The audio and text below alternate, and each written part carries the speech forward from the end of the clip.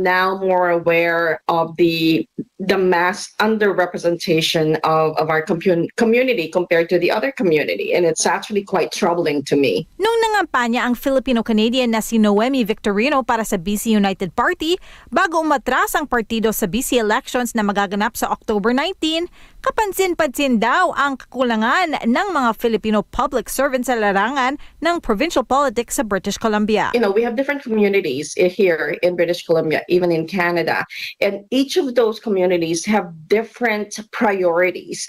And as a Canadian, Filipino Canadian, we need to make sure that those needs are heard and that they are looked after, that they're listened to. Pero di lang sa provincial legislature makikita ito. Sa federal politics, wala kahit isang Filipino-Canadian mula British Columbia ang miyembro ng parliament. Kahit pa nasa higit 170,000 ang populasyon ng mga Pilipino sa BC ayon sa pinakahuling datos. Sa paparating na provincial election, isang Filipino-Canadian na lamang ang nasa karera ngayon taon, ang 15-year MLA mula Vancouver-Kensington, Mabel Elmore. Definitely, Filipinos tend to not be as politically motivated to or politically involved in our political system, which is an unfortunate and sad thing.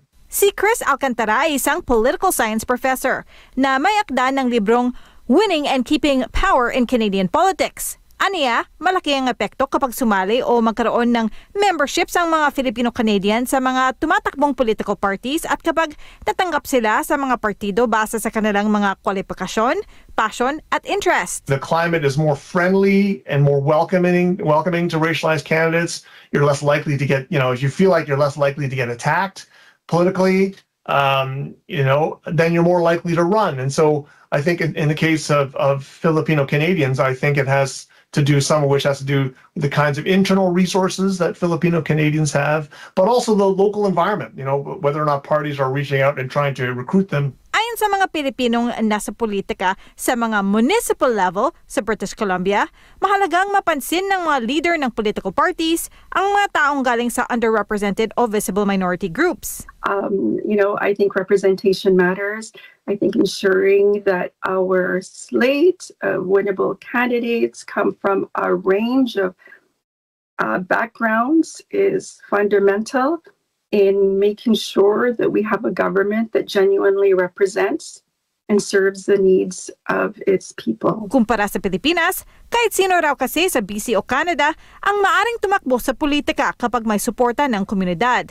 Walang family connection na kinakailangan at hindi rin daw kailangan meron maraming pera ang mga kandidatong nais pasukin ang politika. You don't need to spend a lot of money just to make sure that you will win. Just to be out there. Because actually, my experience, your credibility or your personality is the one who will speak for yourself. At dahil kadalasan ang unang prioridad daw ng mga Pilipino sa Canada ay ang pagtatrabaho at ang pagsuporta sa kanilang mga pamilya, makakatulong daw kapag ginawang prioridad din ng lahat ang paglaan ng oras hindi lamang sa sarili, kundi para na rin sa komunidad. And to serve and really to bring, and empower others that we too can be a voice to many.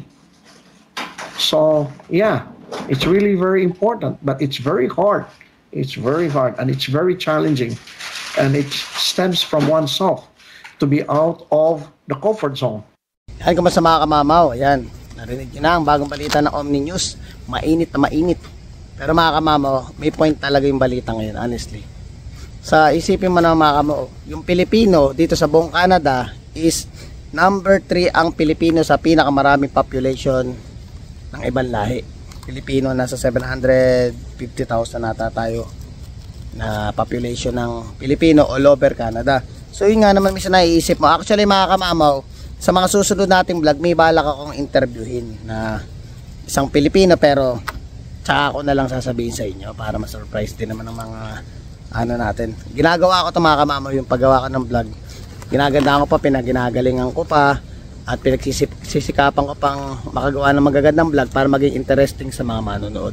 So yun, pag-usapan lang muna natin mga kamamaw yung about sa mga politics dito sa Canada. Pat nga naman kumbaga si Kuya Alcantara, ayan, medyo kumbaga nagtumakbo siya dun sa British Columbia na tatakbo siya bilang public servant. So maganda sa ano yun, maganda yun. Isang magandang balita na magkakaroon ng Pilipino kung sakaling mananalo. Pero syempre, suportado yung portion ng mga Pilipino. So sana dito sa all over Canada, hindi lang si Kuya yung maglakas ng loob, talagang may talaga niya, kumbaga may linyada ba niya? Linya talaga niya na gusto niya talaga makatulong sa kapwa Pilipino. Marami naman dito mga kamamo, kahit na hindi tumulong o tumakbo ng politics, marami talagang Pilipino dito na sa mga Filipino community, may mga rin sila, may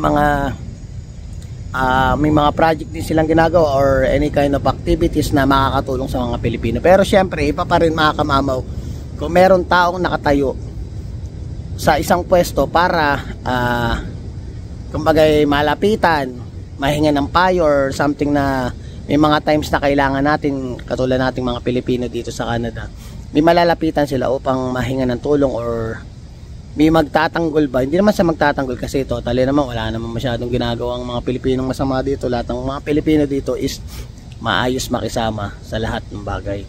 Kumbaga iba pa rin yung may nakatayo na parang maninindigan sa atin. Kaya syempre, suportahan natin yung mga ganyang klase mga kamamo, dahil bihira lang yan. Narinig nyo naman, sinabi nila dun, sa sobrang daming population ng British Columbia, nasa 100,000 plus sila.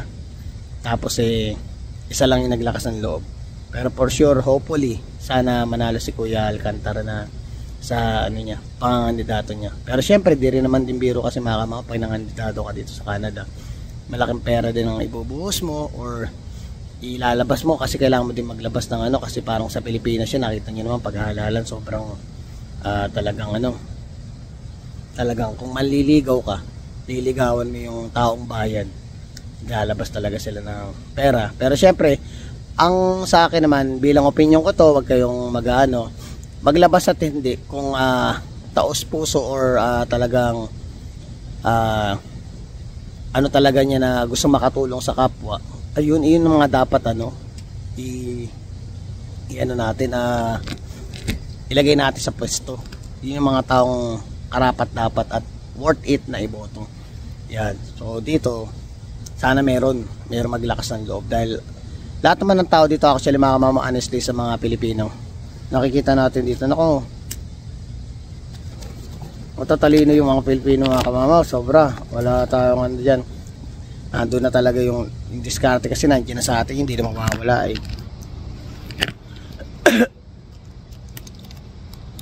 Excuse me, dahil lang mga kamamo, nasamid ako. Yan. Maraming matatalino dito, maraming magagaling dito, maraming alam ko at proud ako na magagawa nila yung trabaho nila kung sakaling maluklok sila sa pwesto.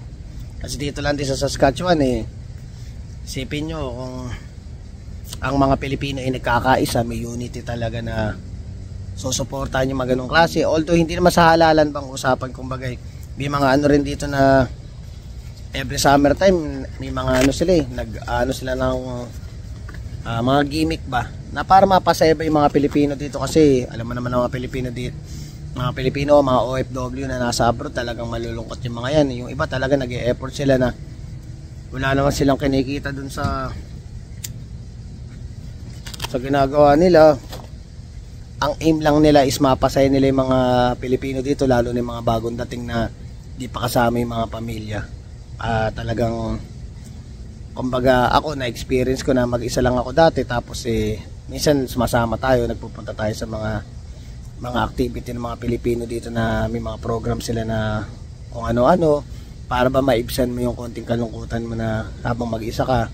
Parang pag pumunta ka doon, nandun yung mga pagkain ng mga Pilipino, nagtitinda sila kung ano-ano, na yung para bang yung resemblance ba ng pagiging Pinoy, parang nandun nararamdaman mo yung presensya ng, parang nasa Pinas lang din ako. Hindi rin biro yun mga kamamo. Kaya saludo ko doon sa mga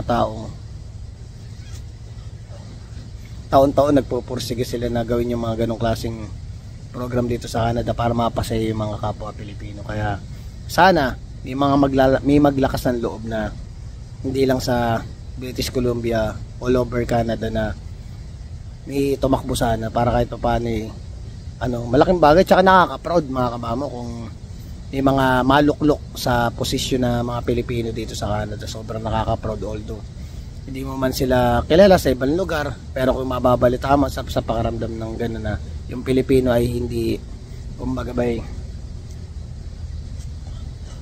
isa sa pinakamagaling na tao sa buong mundo. Kaya ako lang kasi mga kamama, bilang ako, nakaka-proud lang kasi talagang sobrang, when it comes sa lahat ng bagay, yung Pilipino talaga hindi magpapaano, kumbaga talagang lagi silang nangunguna or lagi silang nasa top 5 ng pinakamagagaling na tao sa buong mundo. Kaya nakaka-proud lang mga every time makakarinig ka ng mga ganong klaseng balita. Kaya nung nakita ko nga, sabi ko, hindi ko papalagpasin tong pagkakataon na to na ibinalita ng Omni News. Maraming salamat, tsaka credit dun sa gumawa ng video. Kaya maraming salamat sa inyo mga kamamo.